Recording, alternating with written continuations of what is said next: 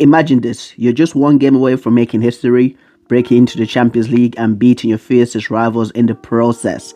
But then disaster strikes. This is the story of Lasagne-Gate, one of Premier League's most bizarre and infamous sagas. Let's dive in. It's May 7th, 2006, the final day of the Premier League season. Tottenham Hotspur are sitting in 4th place, 1 point ahead of Arsenal. A win against West Ham would secure their first ever Champions League qualification. For Spurs, this wasn't just about prestige, it was bragging rights over their eternal North London rivals, Arsenal. The stakes couldn't be higher, but what happened the night before the game was something nobody could have predicted. On the eve of the match, Spurs were staying at the Marriott Hotel in Canary Wharf. The team had their pre-match meal as usual, including, you guessed it, lasagna. But by the middle of the night, chaos erupted. Several players fell severely ill with food poisoning, vomiting, diarrhea, exhaustion, you name it. Key players like Michael Carrick and Robbie Keane were hit hard. By the time morning came, it was clear Tottenham were in serious trouble. Tottenham considered postponing the game, but the Premier League rules made it tricky. Final day matches have to kick off at the same time to avoid any unfair advantages. Without a clear medical exemption, Spurs had no choice but to play.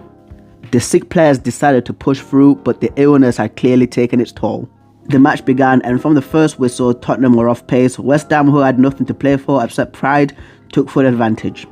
West Ham struck first with a long-range goal from Carl Fletcher, but Spurs managed to equalise through Jermaine Defoe, but Yossi Benayoun's late goal sealed it. Final score 2-1 to West Ham.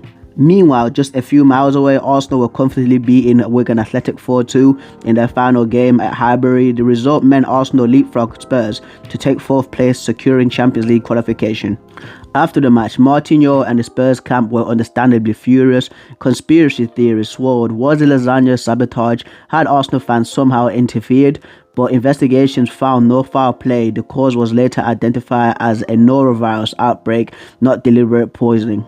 Whether it was bad luck or poor food hygiene, the damage was done. Arsenal fans celebrated wildly, mocking Spurs for years to come with chants of lasagna. Lasagne-Gate has gone down in football folklore as one of the unluckiest moments in Tottenham's history. For Spurs fans, it was a painful reminder of how even the smallest details can derail a season. But Tottenham did bounce back in the years that followed, proving they could mix it with Europe's elite. Still, the events of May 7, 2006 remain one of football's strangest and most infamous stories.